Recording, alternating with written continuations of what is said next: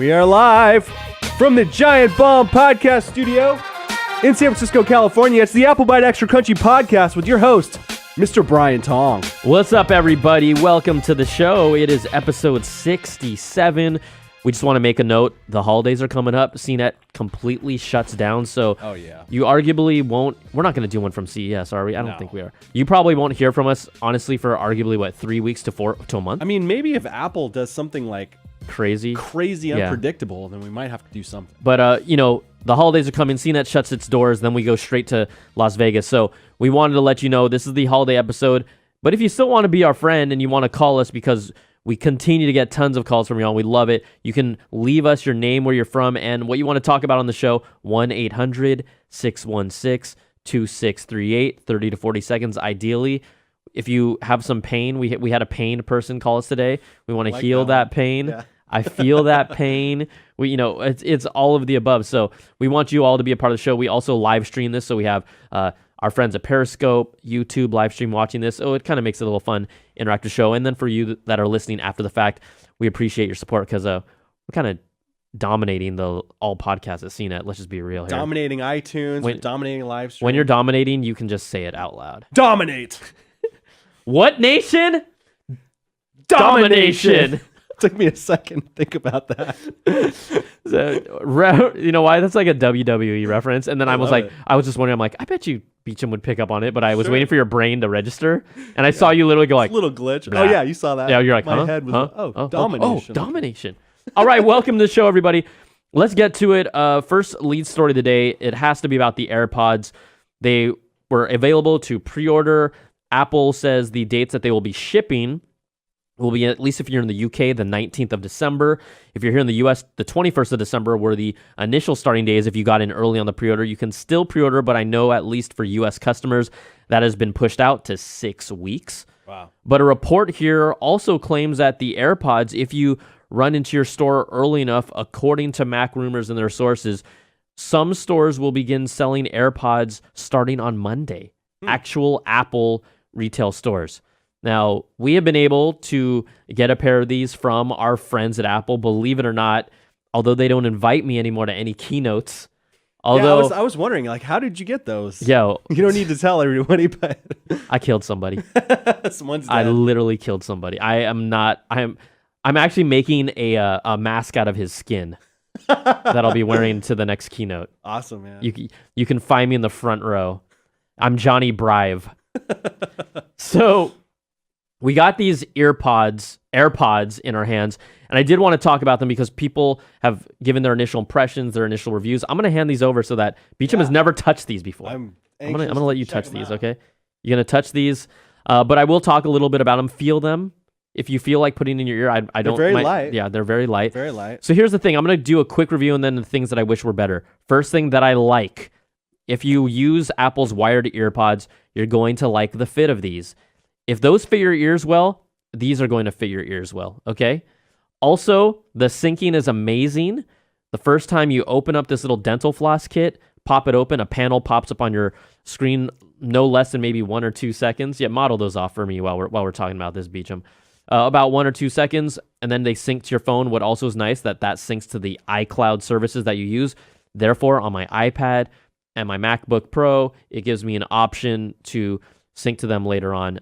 That just sounded really spoiled. Also on my iPad and MacBook Pro. That's disgusting. Totally. But we are blessed, and I got to acknowledge that because it just sounds disgusting. All right. When I put them in, I heard a tone. Yeah, because what was that? So there are accelerometer and proximity sensors on here. You'll see little dots. When you put them in your ear, it detects that you're wearing them, and then therefore it will then hear the audio. Okay. So AirPods, we got them right here, right?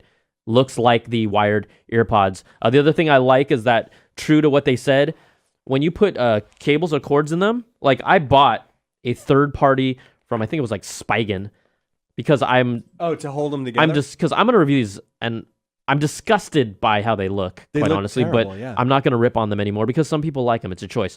So what I did is I put this little cable on because I want them to look a little better, right? You put on this little, basically it's a tendon that holds them together. And believe it or not, when you shake your head side to side violently, they instantly pop out. Oh, really? But when you just wear them as they should be without any cords or anything connected to them because there's no weight on it, they don't fly out. They don't fly out. They stay in your ear. So what about, have you used them outside? Yeah. I know there was an issue. Did you have any problems with that? No, I mean, they were talking about this, one of the issues we talked about last week was they might have been delayed because of Bluetooth syncing between the two headphones. Yeah. Apple, I was on a phone call with Apple. They did not confirm exactly why that is. You know what they told me? During the process of developing a product, we find that there can be improvements in both software and hardware, and that's what we found with the AirPods. They'll never tell you exactly what happened, right? Yeah. Nice guys, no doubt, and I appreciate that they got these out to us. The other thing I like is... What is it, the other thing that I like about it? Not a big deal. Everyone wants to know what's the sound quality on these. It is slightly, ever so slightly better than the AirPods. Really? It's just a subtly a little fuller sound audio quality. Better than the original. Yeah. These are I need to enunciate and pronounce. AirPods are the wireless ones. EarPods are the ones that come with your phone for free. So they're slightly better than them, but if you're in a loud area, which you mostly are, if you're walking around, you're commuting, you're doing things, it literally won't make a difference. What about changing tracks and, pausing and stuff like that? Have you had any problems with that? Okay, so now I guess you segued me perfectly into what I'd like them to fix. Fantastic. Okay, so the number one thing, we talked about it, but people are not talking about this. Even some of my favorite YouTubers are completely missing this because I don't think they've actually done it, okay? Yeah. Seriously, because they got it in 3 days. These AirPods, they show how you can double tap on one of the sides to prompt Siri. Okay. And you can. But you also can tap on the side to pause and play your music. The problem is you have to go into the settings of the Bluetooth device, the AirPods, and select whether you want one or the other. You're only either going to say, I can only do Siri, or I can only use this to pause and play tracks. The other thing these do not have, you have no volume control whatsoever on the AirPods. You have no track skipping, forwarding, or advancing whatsoever on the AirPods. So you only have one option, either Siri or to pause and play. And I want to make that very clear. So you're losing a whole lot of functionality. And again, when you pop these in, the thing is that they do look dorky, but you don't see what they look like. You just feel it. So I think a lot of people that are Apple fans that are already excited about these, I honestly think you're going to really like them. Yeah. But I still think they look kind of ridiculous. And the price is high. $159. So so when I talk about that functionality, Apple has to fix that. And there's ways that they can do that. The other thing that I want to talk about what they can fix is I mentioned that double tap where you just tap it right in your ear. Mm-hmm. So when you tap it, you actually have to push it pretty, it's not like a light tap. It's like a tap. And when you do that, you're kind of pushing the earbud into your ear. Yeah. And it's annoying. I don't like how that feels. Sounds like it could be uncomfortable. It is. And so I asked Apple, are you going to make it less sensitive? Is there a way to fix that? They're like, well, you will get used to the pressure that you need to put on it over time, right? Saying, it's me who's tapping it too hard. But I've used these for 4 days, and I still have to tap it harder than I'd like. Yeah. So I don't like that. I think what they could do in the next gen is these aren't like multi-touch AirPods. They're just tapping. I basically think the accelerometer gets jarred with the double tap, and that's how they know, prompt Siri. It takes a second to delay. So what I think they should do if you really want to make these even more special is these long, annoying, ugly-ass stems, right? Mm-hmm. They need to put some sort of multi-touch functionality on it. So I talked about it doesn't have functionality. What if you could swipe down and swipe up for volume on one side? What if you could swipe down and swipe up on the other side to change the tracks? That would be awesome. And then instead of double tapping really hard, maybe you still keep the double tap. What if you just touch on the top of the AirPod, and then that's Siri on one side, and then that's pause and play on the other? That would give it all the functionality you need right here. Totally. They don't have to change the form factor. So that's something that I really hope that they could fix. I think it would actually make them a lot better. Now, could you bypass that Siri prompt decision that you have to make by enabling Hey Siri on your phone, so you could just talk to it instead of having to prompt it with the thing? You know what? That's funny. I haven't actually. The thing is that when you say, you know what, I don't want the magic HS phrase, it's supposed to by default have your phone. If you turn it on your phone, it should. So I actually never tried that with the AirPods at the same time, and I can't because my phone is being used for, our stream right now. But that's an interesting point. I guess you could. The thing is that no matter what, when you say, hey, you know who, it takes longer to talk to her to tell you to turn down the volume and to turn down the tracks than just either going directly to your phone or using those actual wired remote, which is a lot better. So that actually slows down how you do things. It doesn't simplify it. So this is a good try. I think there's a lot of people that again, if you're an Apple fan and you want to try these, I think by default you're already sold on them. You already know if you want these, you're gonna get these. But someone like me, I'd accept them as a gift. Me too. Honestly, without a doubt. But right now, I would not personally buy them. Same. For a variety of reasons. But again, I'm not knocking these. I think it's a great first step, and the syncing is untouchable. But they need to improve that. That's awesome. So there you go. I could say a couple other things about the syncing, but I don't want to linger on this too long. I think people want to. You're saying that sometimes the tracks don't skip forward. I mean, that happens with the regular headphones too. You miss the clicks. Like and stuff? You have to double click it to triple, skip a track. Triple click to go back. Yeah, and then sometimes you'll double click and then nothing happens, and you're like, "Did I pause the track?" Oh yeah, I paused it. Question. So that happens to me all the time. Yeah. So. Question on here. Someone's asking, can you tap on either pod? The answer is yes.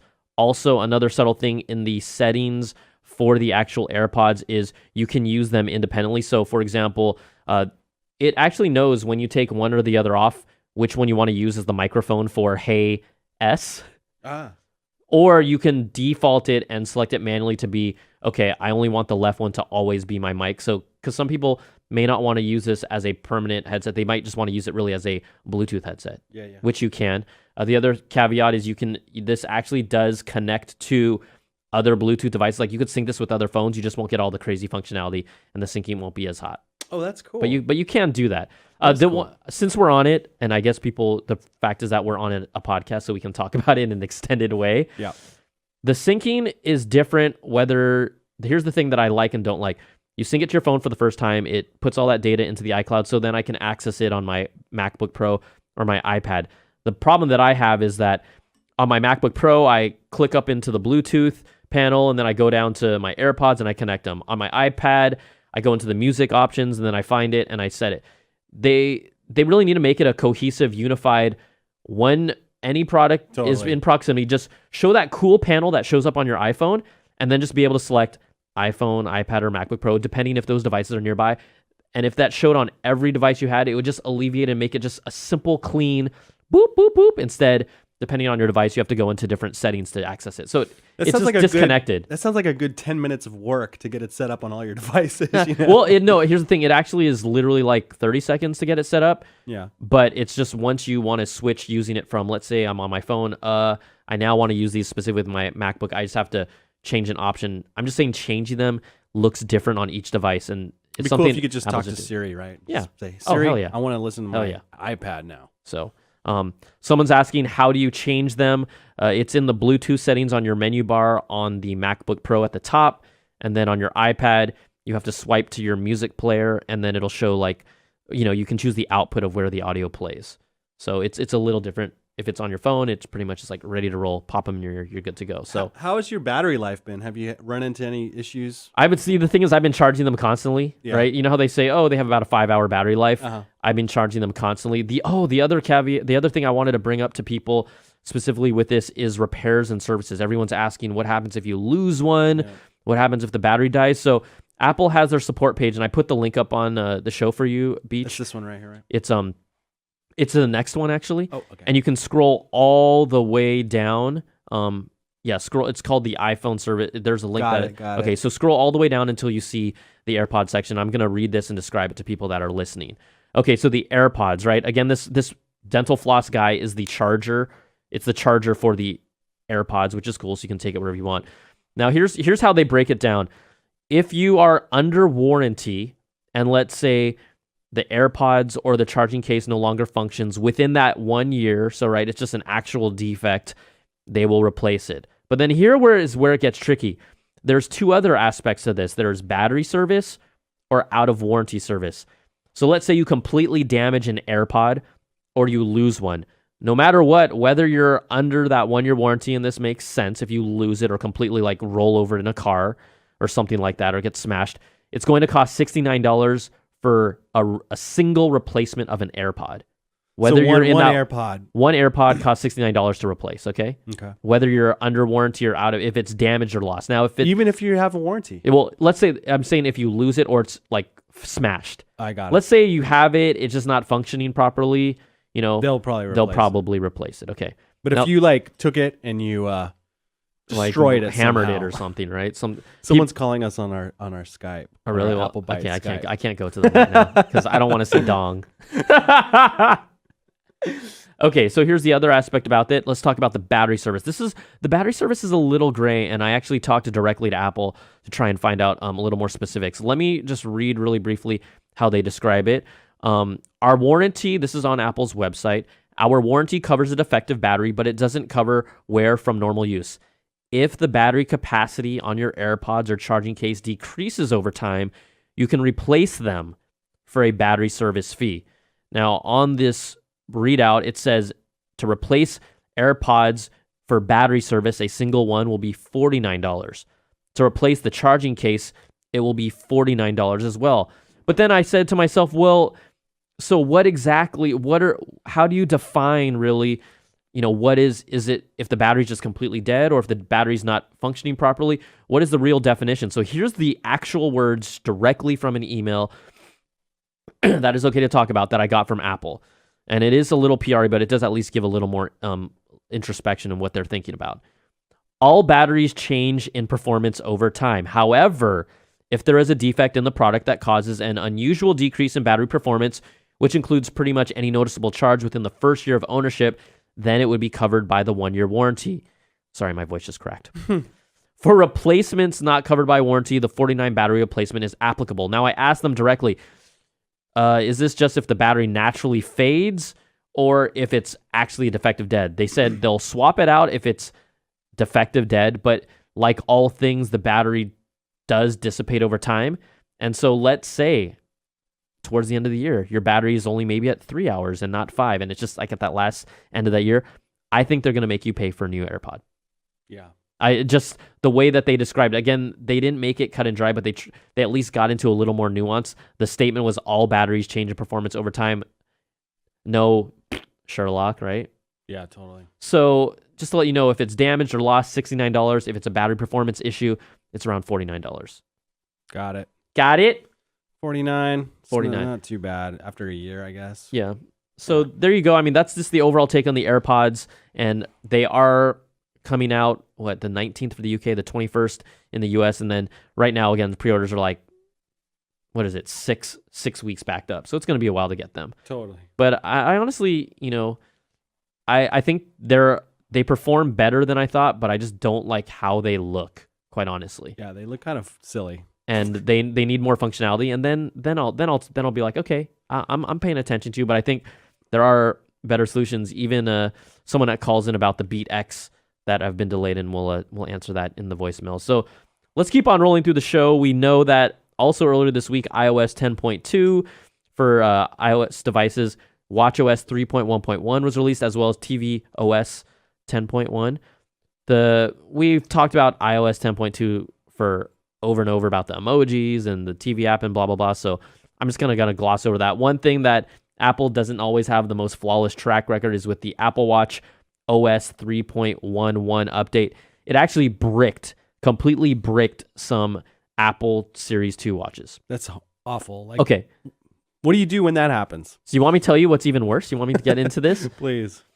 Under Apple's warranty coverage, they cannot restore an Apple Watch via the diagnostic port in store at an Apple. So you can't even go to an Apple store and get it fixed. You know what you have to do? You have to mail it in. If you have a bricked Apple Watch Series 2, you got to mail that in, bro. That is frustrating, man. Dude. So I wonder how long if this happens to anyone, let us know how long that process takes. I feel for you. I feel like probably a couple weeks, 3 weeks, maybe a month. You got to mail it in? Hopefully they send you a prepackaged case or something. That's the thing, right? Even if they send you a replacement battery a replacement Apple Watch. Not right? a replacement Apple Watch, just like a box to ship it in. Yeah. I would assume so. That's what they've done in the past. But even just they can't, your backup of your Apple Watch is either on your iCloud or your computer at home. Yeah. Right? So even if they just sent you a new watch, you're like, oh, I got to sync. It's just a pain in the butt, right? You're going to be so fearful to update in the future. That's why I always tell people wait a few days. Even though Totally. we got to be on top of this, wait a day or two for any of these software updates. Yeah. Any. I'm just waiting for Apple to come out clean just one time. Like, it's been a while since they've come out clean, and I know more iOS devices, mo problems. Yeah. Famous words of P. Diddy and Notorious B.I.G. So, all right, we'll stop singing. Next up, the Apple TV app. I just wanted to talk about it briefly. This is Apple's kind of new, really their new interface overall over anything for the new Apple TV. This is that whole TV app that allows you to, the goal is for you to watch all your video via these TV apps, via your different TV network apps like AMC, Hulu, HBO Now, Food Network, things like that. They want you to just have one destination to watch it all, and that's contained in this TV app from Apple TV, right? Yeah. Movies, TV shows, whatnot. TiVos. Now, the issue that I have is I set this all up. One of the advantages of tvOS 10.1 is this whole thing called single sign-on beach. So, yes. Right, you have a cable provider. About that, yeah. You sign in, and then it basically unlocks this, so all of your apps, you don't have to sign in individually. It just works, right? That's a really pain with the Roku. That's a big pain. Right. You feel that no matter what. You always have to set up everything individually. Yep. Okay, this is a great idea in theory. But then when you go into the settings of your Apple TV and you go to single sign-on, there's like 8 cable carriers. And 3 of them do not include Xfinity, do not include Time Warner, does not include Verizon Fios. Really? So those are 3 major networks, major Huge. cables provider. So the whole dream of single sign-on. That's like all West Coast. Yeah. No, there's no Bay Area, no LA.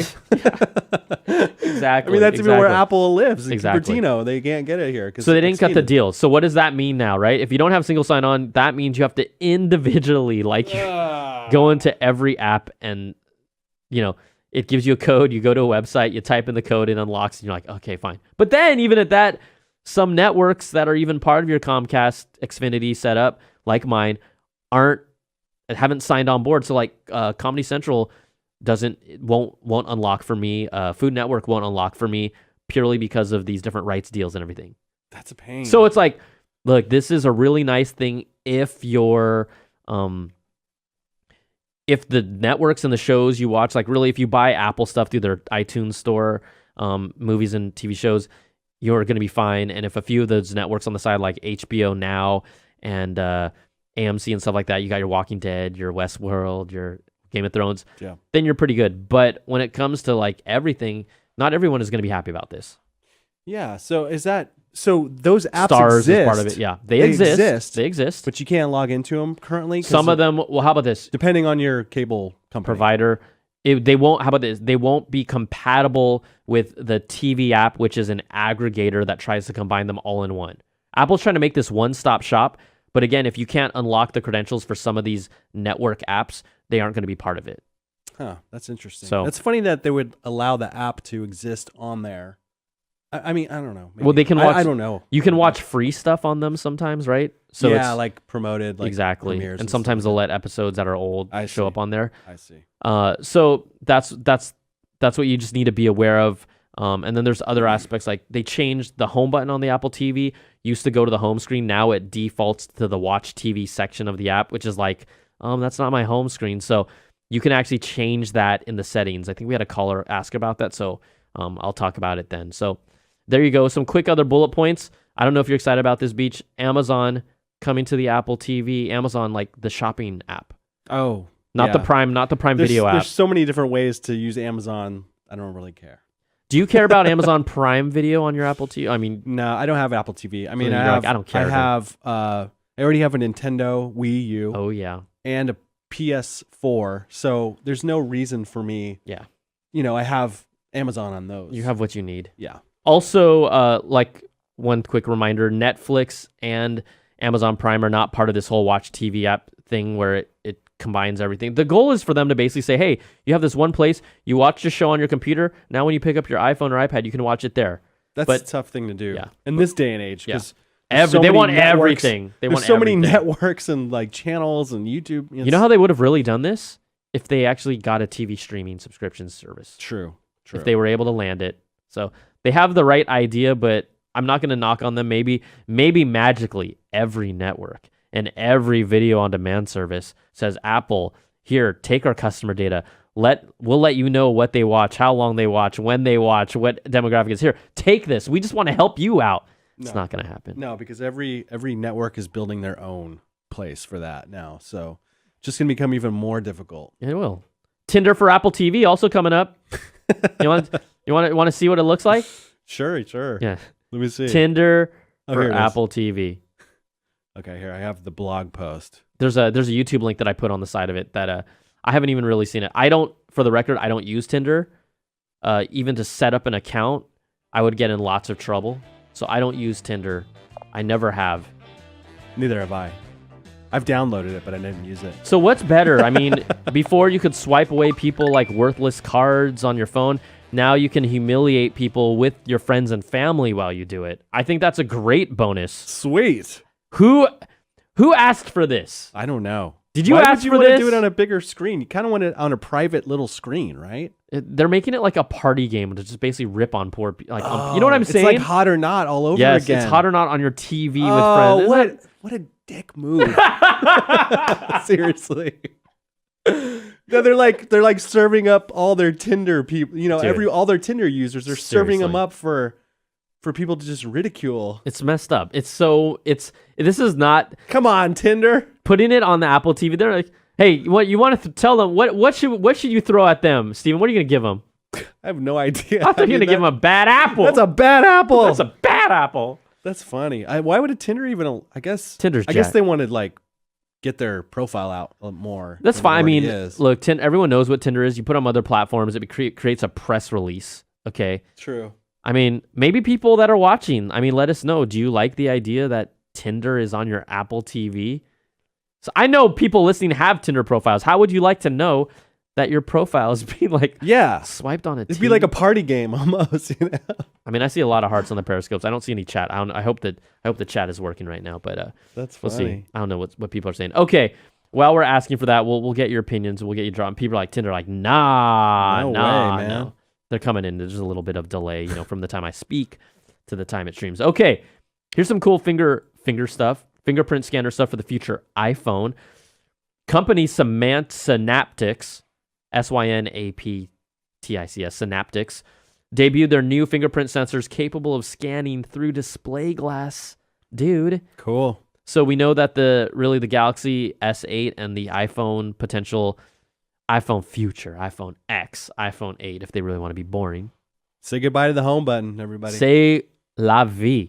I'm kind of stoked on that because I ride casual carpool in the morning. Yeah. And my home button makes a noise. Oh, it does. And I'm wondering, sometimes I'm sitting there, I'm like, am I annoying everyone in this car because I'm pushing my home button? I don't know, that's just me. That's my paranoid. Yeah, that's your OCD paranoia. But it makes a noise. So, You're okay with this. I'm okay with it. So check out some of the tech behind this. The sensors for this thing, it's called the FS9. Oh, sorry, it's the FS9100. It's a natural ID optical fingerprint sensor capable of scanning a fingerprint through 1 millimeter of full cover glass. So obviously it allows for a free button design. Here's the other information that you might not know about. The sensors eliminate the need for cutouts, but because they're under glass, what does that mean? The sensor itself is scratch proof.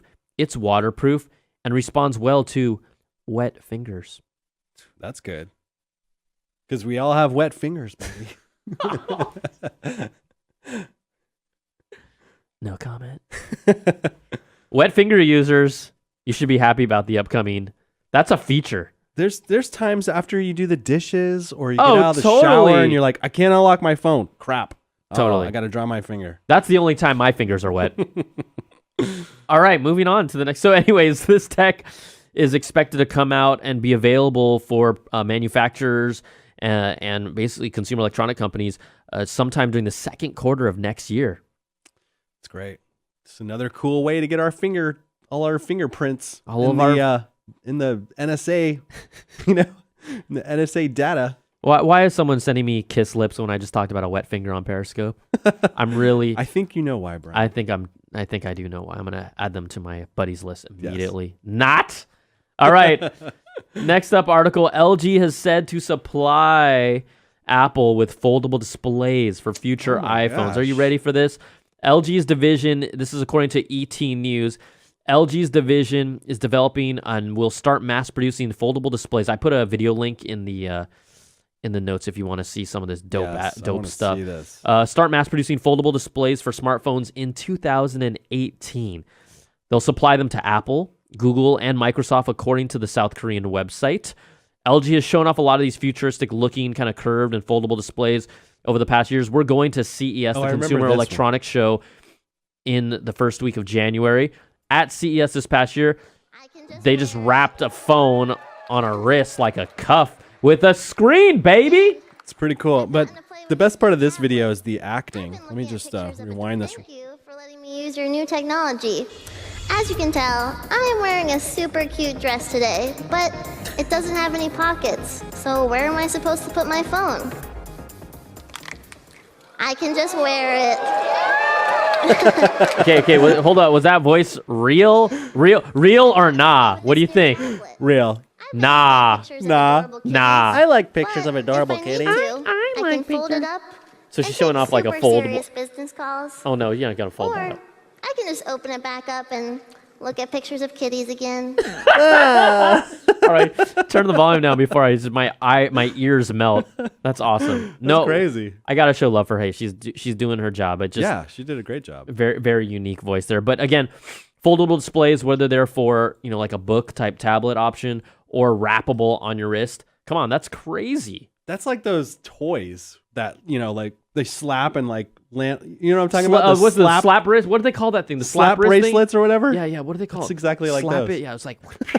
I love those things, but it's gonna have. I want to do that with my phone and be like, okay, I got to get out of here. Someone needs to call in next week, or at least I guess a month from now, and tell us what are those bracelets called. They'll tell us in the chat room. Yeah, they will. All right, should we go check out our voicemails? Let's check out some voicemails, y'all. We got some good ones. We always have great ones. You guys are badass. Here we go. Hey guys, it's Mike from Cambridge, UK. I've been waiting episode after episode after episode for somebody to touch upon this small aspect of the new MacBooks. And by the way, happy AirPods today. With the larger trackpad, obviously that signals, the company is thinking about perhaps a tablet with with a 3D touch capability. I'm just wondering if you guys have goosed any information about that. Anyway, have a great holiday in the next few weeks. Thanks. Bye. All right, thanks for the call. I did want to touch upon, he's asking about just the idea of bringing 3D touch to the laptops. I think the way that 3D touch has been made up to this point is made for, like a mobile device, like a phone, because it fits in your hand. You can press on it, pressure sensitive. There you go, right? The way that a desktop OS, at least Apple's right now, is structured, you could put 3D touch on the trackpad, or maybe you should just give me a touchscreen laptop, dog. Please. Just touchscreen laptop me. But again, I think that the actual interface of how you would use your laptop more a la iPad mode, maybe like a hybrid OS. Who has a hybrid OS that does touch and like a desktop? Huh? Starts with an Can't remember. M. Can't remember off the top of my head. It's Ends really with a difficult. T. Yeah. So, anyways, Mott's the applesauce maker. I got the Mott's. I got that Mott's. Still love those. So, Okay. They need the OS would be able to complement that. Also, having 3D touch operate on a phone differently than how it operates on a laptop just would feel even more disconnected. Yeah, I feel you got to use it exactly the same way. like sometimes you get kind of like stuck in a in a movement with a mouse. Yeah. On a sometimes you like swipe and then the whole screen moves. And you're like, oh shit, I gotta get back. And, you What can did get you stuck say? sometimes. What did you say, Beach? You know what The S humans word? say when they mess up. When something bad happens, they usually say a word that starts with S. That's just naughty. But yeah, I can see that being kind of a pain in the ass. Even the trackpad, it's so big. Yeah. It's so big that people, I have a couple buddies of mine that complain like, look, I'm still trying to get used to it, but they don't feel that it has really good palm rejection Oh, really? technology. Hmm. Yeah. That's don't know always the what that awkward is. to say palm rejection. I don't know what just that always- is. Okay, so it's like here, how about this?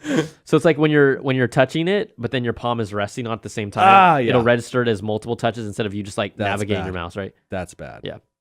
Palm rejection. All right, next call. All right. Next call. Next call. Hey, Brian, this is Javier from the Metroplex up here in North Texas. I'm calling in regards to the new Beats X wireless earphones. I was wondering if you knew when they were going to be released since they are owned by Apple. Thanks. I love your show, guys. Keep it up.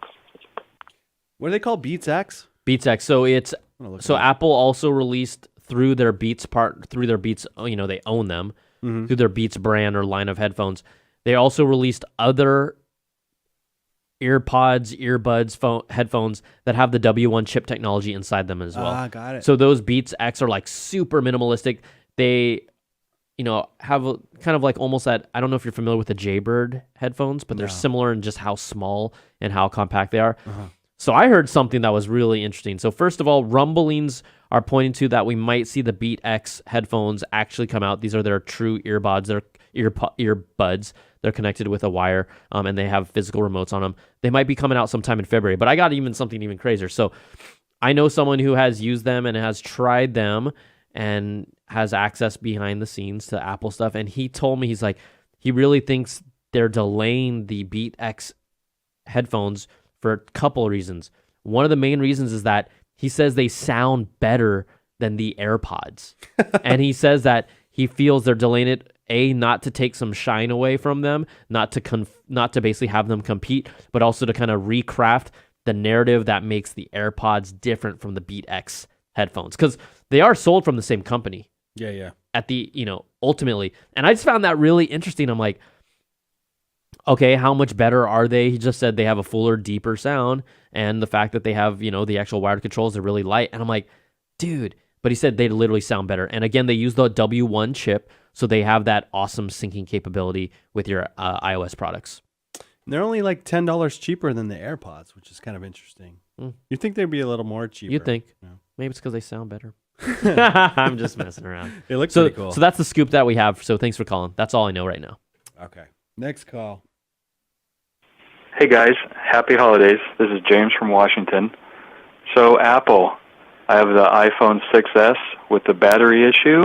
Last month I was told my phone didn't have any battery issues, even though I went through the whole process of erasing the whole thing per Apple and took 3 hours to get my backup put back on the phone. And now I'm being told that it is a phone with a battery issue. My Apple TV is totally messed up. How in the heck do you get rid of the Apple TV app? I hate that it goes back to that app every single time. And none of my channels or apps seem to be loading. They're having lots of issues now. And I'm not sure. I'm starting to begin to have a hate-love relationship to the Apple products, and I was just wondering, aside from Tim Cook being the CEO, if you guys think that there's more going on internally with Apple that's causing all these issues, and they're So there's a lot of things to touch upon. Okay, first thing, let's talk about the Apple TV issues. Like, they always gut me back into that Apple TV app. So there's a way in the settings of the Apple TV to change that. So what you want to do is you go into settings, and then you go into, I think it's devices and remotes. And then from there, you'll see remote.